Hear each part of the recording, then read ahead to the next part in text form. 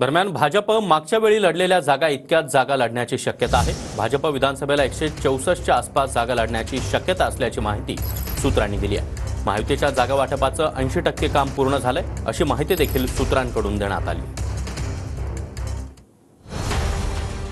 64च्या आसपास जागा लढवण्याची शक्यता सूत्र। विधानसभा निवडणुकीसाठी महायुतीत 80% जागा वाटपाबाबत निर्णय झाला सूत्र। राज्यात 10 ते 12 नोव्हेंबर दरम्यान विधानसभा निवडणूक होण्याची शक्यता सूत्र। 2019 मध्ये भाजप जेवढ्या जागा लढणार तेवढ्याच जागा आताही लढण्याची शक्यता सूत्र। जिंकण्याचा निकष पाहून भाजप उमेदवार देणार सूत्र।